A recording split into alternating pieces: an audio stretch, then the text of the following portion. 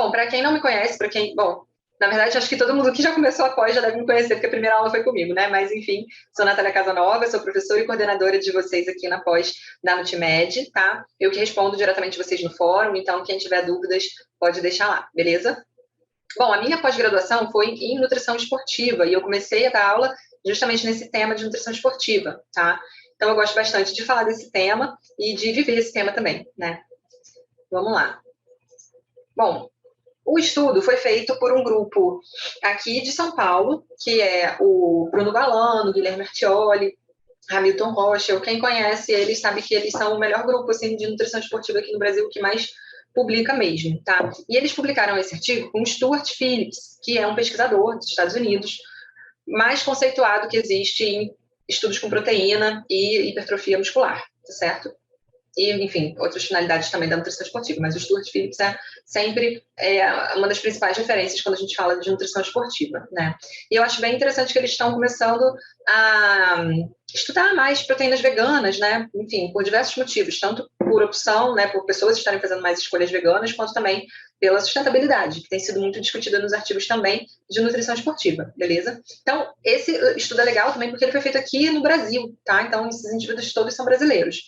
Foi no total, né, 38 indivíduos, sendo 19 homens veganos há pelo menos um ano e 19 onívoros, uma idade média de 26 anos.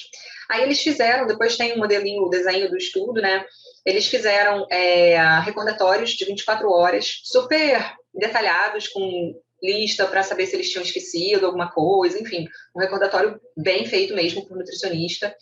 Antes de começar o estudo, lá 2 semanas antes eles fizeram, 1 semana antes eles fizeram novamente esse recordatório para estimar a ingestão proteica desses indivíduos.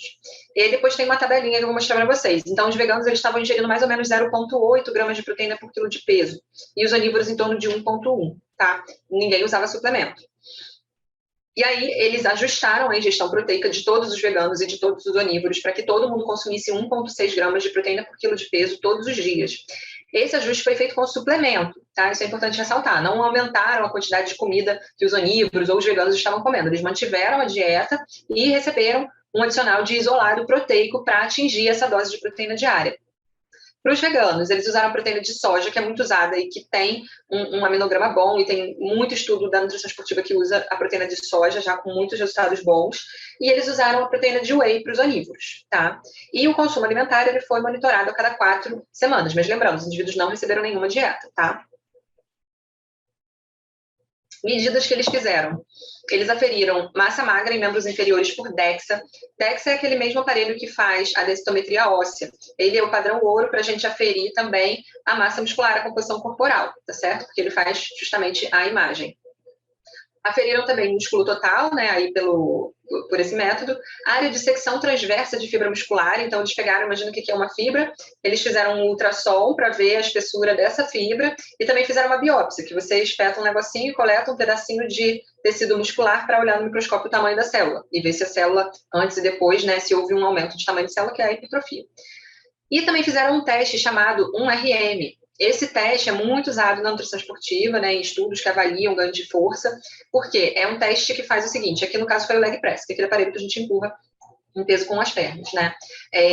1RM quer dizer uma repetição máxima. Então, vai um professor, né, treinado para isso, e ele coloca uma carga muito alta. A maior carga com a qual essa pessoa conseguir fazer uma única repetição, você não pode conseguir fazer 2 repetições, tem que fazer uma e atingir a falha muscular, né? A chamada falha muscular. Então, a carga com a qual você é capaz de fazer uma única e mais nenhuma é o seu 1RM, a sua uma repetição máxima. Então, quer dizer que hoje, se você fez uma repetição máxima com 120 quilos e daqui a um mês você fez uma repetição máxima com 130 quilos, você ganhou força, certo?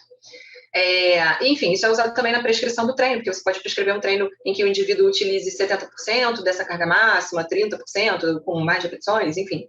É um parâmetro super importante, tá? Então, quando vocês lerem um artigo que aferiu esse 1RM, é um artigo que está buscando ganho de força, tá certo? O treino, ele foi individualizado, então todo mundo chegou lá, né? Nenhum desses indivíduos fazia treino de força, eles eram fisicamente ativos, mas eles não praticavam musculação. Então, eles chegaram lá e receberam um treino individualizado que foi prescrito por um professor de educação física que é pesquisador do grupo deles. E sempre esse treino era feito sob supervisão desse professor, tá? Esse treino era feito 2 vezes na semana para membros inferiores, beleza? Aqui, deixa eu esconder essa... Aqui dá para a gente ver o desenho do estudo, tá? Então, eles pegaram lá os veganos e os onívoros, só para a gente resumir. Deixa eu abrir a canetinha. Eles pegaram os veganos e os onívoros, colocaram todo mundo para consumir 1,6 gramas de proteína por quilo de peso por dia, com alimentos, né, comida mesmo, mais o suplemento de soja ou de whey, tá? E aí eles fizeram esse treino de membros inferiores, né, lower limb é membro inferior. O que aconteceu, então? 2 semanas antes de começar, eles fizeram os recordatórios de 24 horas e fizeram esse teste que eu expliquei para você, dar uma repetição máxima. 1 semana antes de começar, eles repetiram o recordatório de 24 horas e repetiram o teste de uma repetição máxima. Aqui, semana 0 é a semana onde o estudo iniciou. Aí eles fizeram todos os testes, fizeram exame de sangue, fizeram recordatório de 24 horas, fizeram DEXA para ver a composição corporal, fizeram ultrassom para ver a espessura da fibra muscular, fizeram a biópsia muscular para ver também microscopicamente a espessura dessa fibra, né, desses sarcômeros, e o teste de uma repetição máxima, qual era a carga que eles conseguiam fazer uma única repetição de leg press, esse aparelhinho que está aqui no desenho, com o bonequinho. Aí, beleza, 4 semanas treinando e suplementando. Na 4ª semana eles repetiram o recordatório. Aí mais 4 semanas treinando e suplementando. Na 8ª semana, de novo, fizeram outro recordatório. E mais 4 semanas treinando e suplementando. Aí lá, depois de 12 semanas, eles repetiram todos esses testes para ver se houve diferença do início para cá e se houve diferença de veganos para onívoros, tá certo? Então, aqui são as características base, né, as características no início do estudo para ambos os grupos, veg, vegano, OMN e onívoros.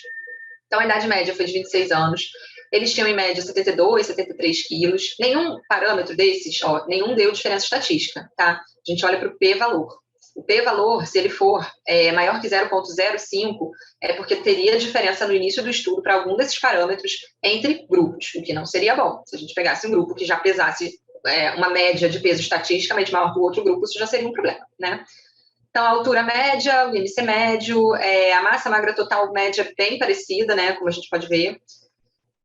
Massa magra pendicular, massa magra de membros inferiores, total de massa gorda, IMC total, U1RM, tá vendo? Então, eles usaram 258, 261 quilos para fazer uma repetição de leg press. Ninguém conseguiu fazer mais do que uma com esse peso, tá? Aqui o PAL é o nível de atividade física, né, que a gente usa lá naquelas contas como METS e tal, então eles aferiram o nível de atividade física, dosaram proteína sérica total, dosaram ferritina, dosaram vitamina B12 e dosaram vitamina D sérica, tá? Só a vitamina D, na verdade, que deu diferença. Então, na verdade, os veganos tinham aqui uma leve deficiência de vitamina D, né? E aqui também é o pré, depois de 4 semanas e depois de 12 semanas, para ingestão dietética. Então, antes de começar o estudo, também aqui, deixa eu minimizar minha cara aqui. A ingestão dietética deles não tinha diferença entre grupos no início e nem em nenhum outro momento do estudo, vocês podem ver pelo p-valor, então o total de calorias ingerido foi igual sempre, tá? A proteína, como eu falei para vocês, os veganos estavam ingerindo em torno de 0,9 e os onívoros em torno de 1,18 gramas por quilo de peso, antes de começar o estudo.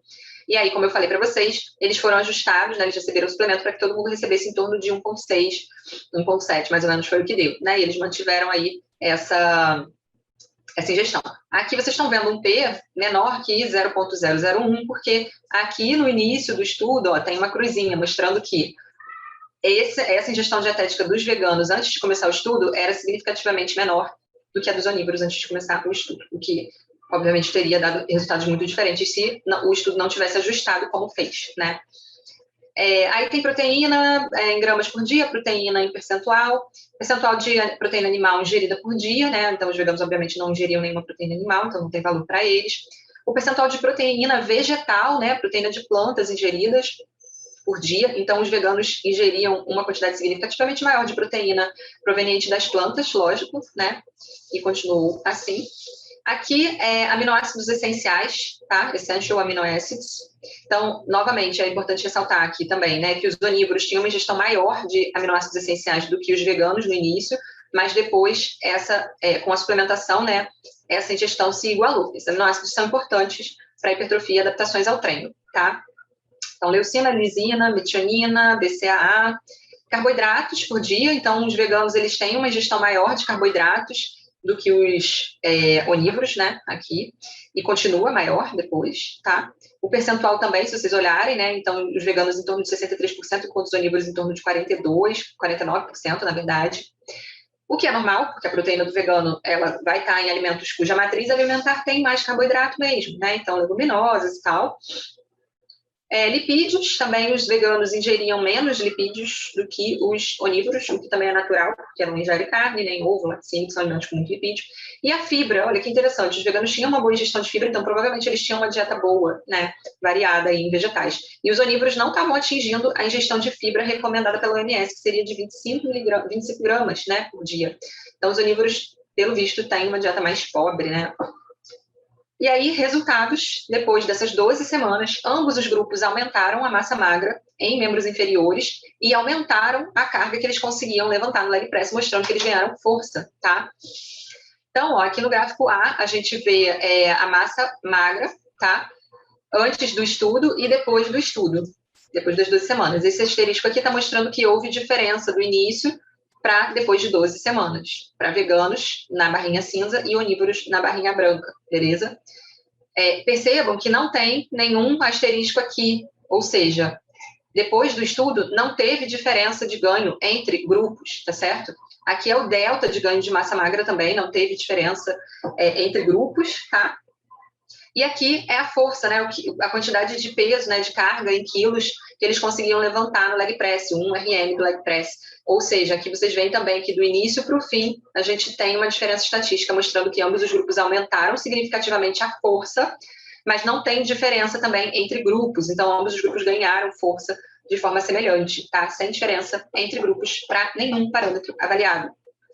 Ou seja, eles não encontraram diferença, né, no ganho de força, no ganho de massa ao longo de 12 semanas de treino, uma vez que eles fizeram um ajuste da ingestão proteica para que todo mundo ingerisse 1,6 gramas por quilo de peso por dia, tá?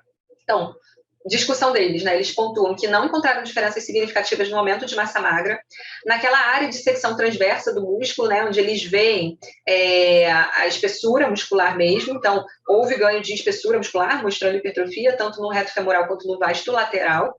A área de secção transversa de fibra, então, houve aumento de fibras musculares tipo 1 e tipo 2, e aumento de força muscular, houve aumento ali do nosso 1RM. Seguindo a dieta e os treinos de força entre os dois grupos, independente da fonte da proteína dietética, beleza? Mais uns pontos importantes que eles colocam são que a gente sabe já, né, que a combinação típica de grãos, que são normalmente baixos em lisina e ricos em metionina, com leguminosas, que são normalmente baixas em metionina e mais ricas em lisina, pode fornecer o que a gente chama de uma proteína completa, né, uma proteína que contenha todos os aminoácidos essenciais para indivíduos em dietas plant-based, beleza? Isso que a gente já sabia, né? É importante, eles ressaltam, né, como eu disse para vocês lá no início, que a proteína isolada de soja que foi usada, ela forneceu não apenas um maior teor de aminoácidos essenciais, leucina, lisina e metionina, mas ela também é livre de fatores antinutricionais, tá certo? E ela tem um alto score de qualidade proteica, proteína isolada de soja, tá? Não é aquela proteína texturizada de soja que imita carne moída, não. É o suplemento de proteína isolada de soja. Tem um alto score de qualidade proteica, possivelmente sendo um fator que melhorou essa disponibilidade de aminoácidos para a síntese proteica muscular, beleza?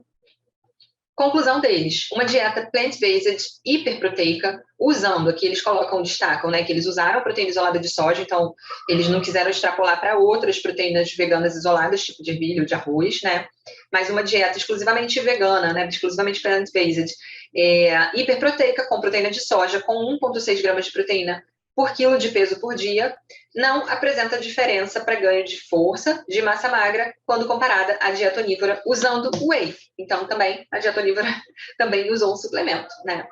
Então, isso sugere que a fonte da proteína dietética, ela não afeta as adaptações induzidas pelo treino em homens jovens não treinados, desde que a quantidade total de proteína consumida seja adequada, tá certo? Então, não importa se a proteína que você está ingerindo vem das plantas ou vem da carne. O que importa é que você atinja uma quantidade de proteína no dia do seu paciente.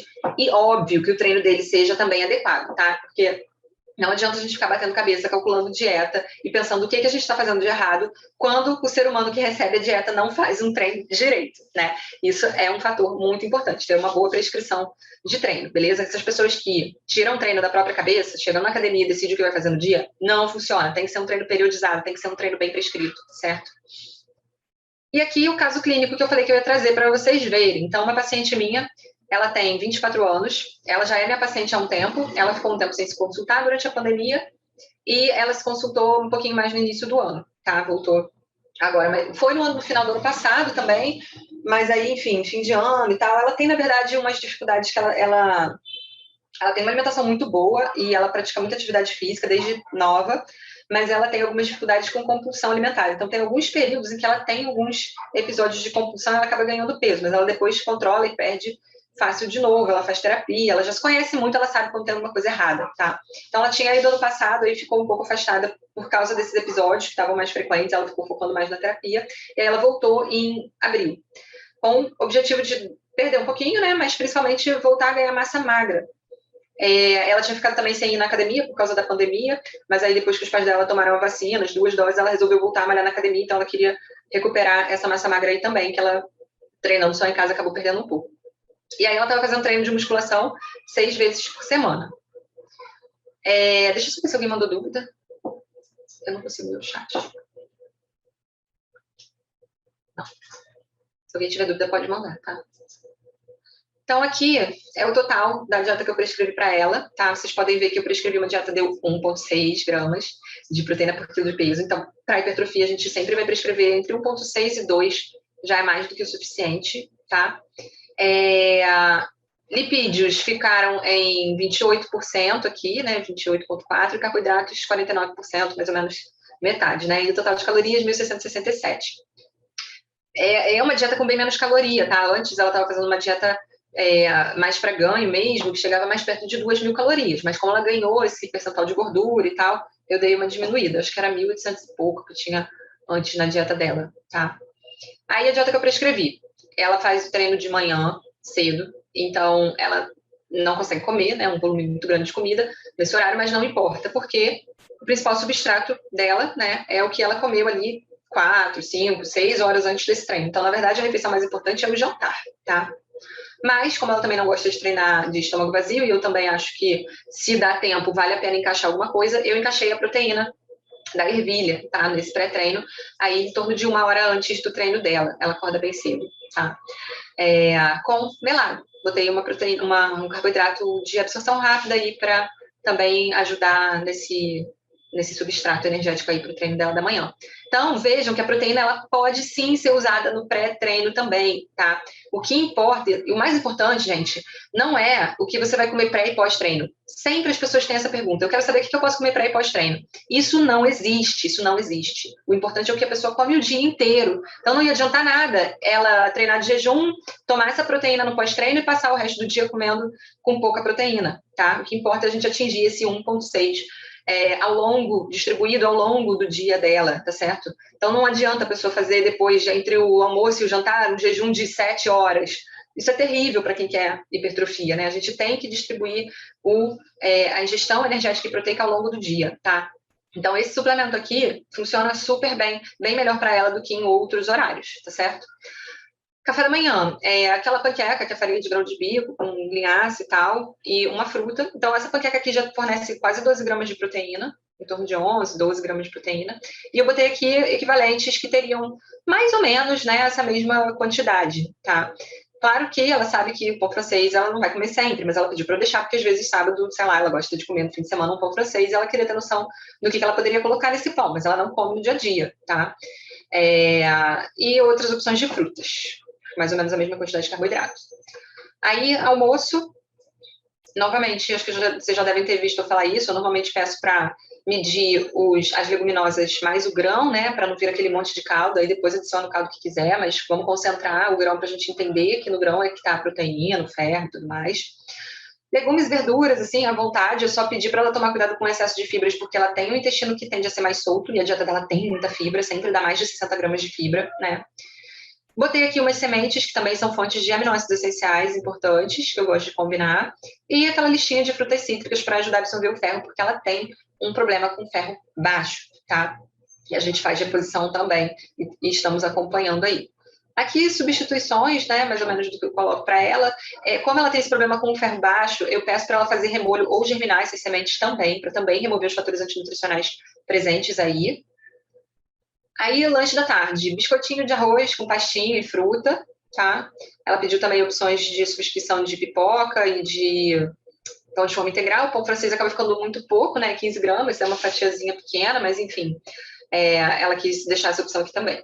E ela, para segurar melhor a compulsão dela, ela pediu para eu colocar alguma coisa mais docinha nesse horário aqui da tarde também.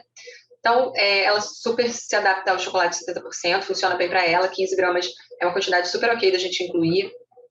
Outras opções que ela pediu foi paçoca, né? Eu fiz mais ou menos uma equivalência calórica, né? Paçoca, leite de coco, que ela faz, e pasta de amendoim, tá? E jantar, também botei leguminosas, cereais, legumes e verduras à vontade e um pouquinho de limão. E depois a ceia, eu complementei com mais meio medidor de proteína de ervilha.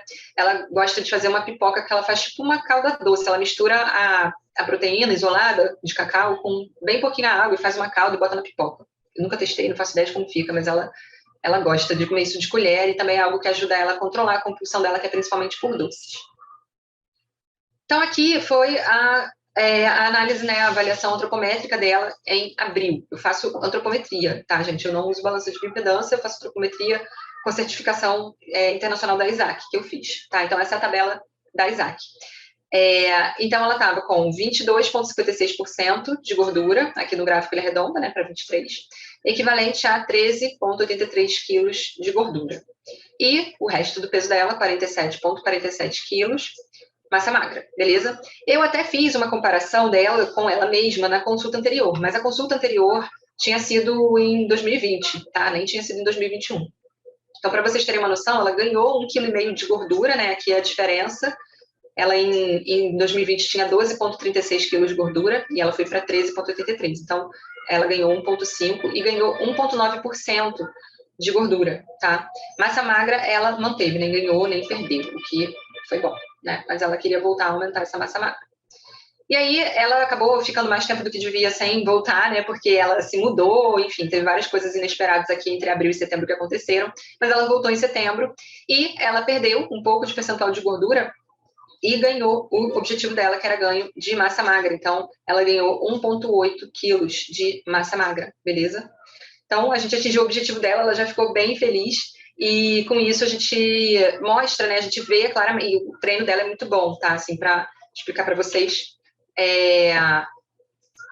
Deixa eu sair. Que o treino dela é muito bom. Então, a gente vê que realmente é algo que funciona na prática, né? Desde que a gente tenha um ajuste da dieta e um ajuste do treino. A gente consegue super bem fazer com que a hipertrofia aconteça mesmo que a dieta seja 100% plant-based, 100% vegana. Ela já está vegana há uns 2 anos, mais ou menos, que ela não come nada de origem animal. E quando ela chegou para mim, a dieta dela tinha muito produto. Ela era ovo-lacto-vegetariana, mas assim, toda a proteína dela vinha de ovo, leite e whey. Então, esses sintomas gastrointestinais dela eram ainda piores, né?